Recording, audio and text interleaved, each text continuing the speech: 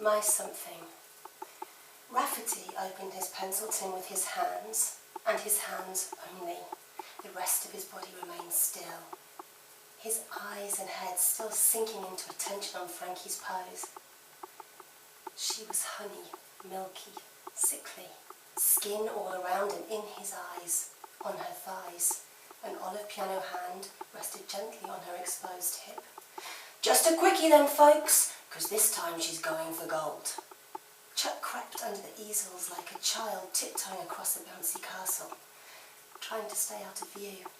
The spring in his step might have been from a hyperactive, awkward energy owing to social mental blocks.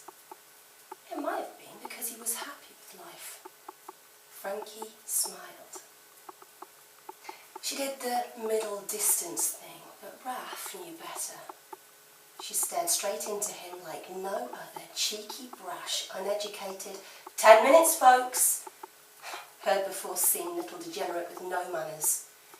It is not polite to stare at the best of times, but this took Raph's nerve. It was more than rude to send someone that insane, even if only for a few minutes. He figured she was the kind of girl who didn't realise that earring multi-packs were meant for multi-packs of ears, multi-occasions.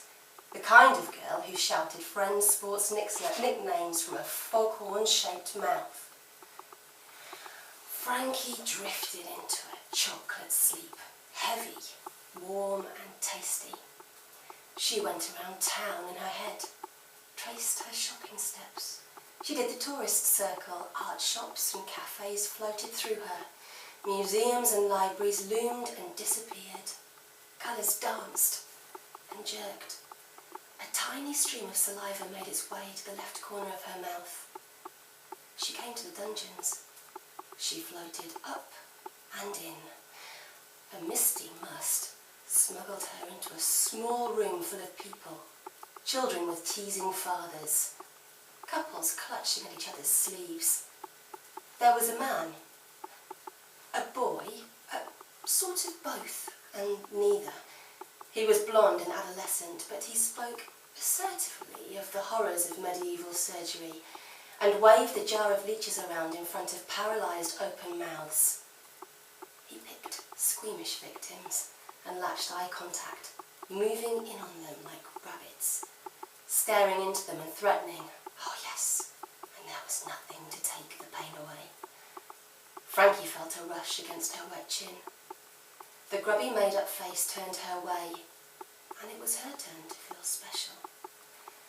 She saw a half-baked figure among the blurred easels as her eyes flitted open and shut, letting in light like flash-fire specks on old movie reels.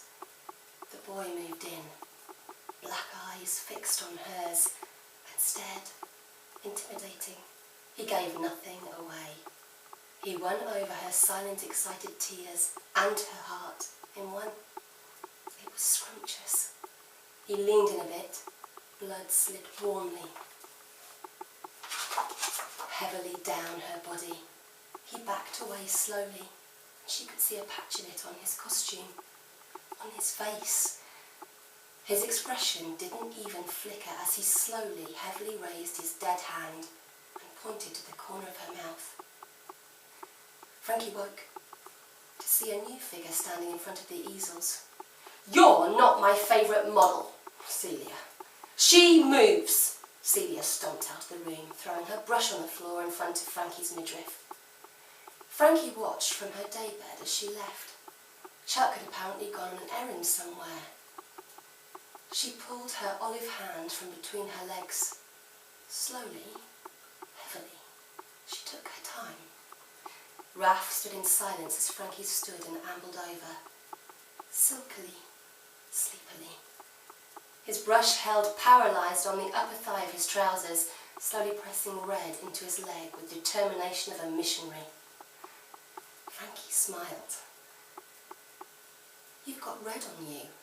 May I?"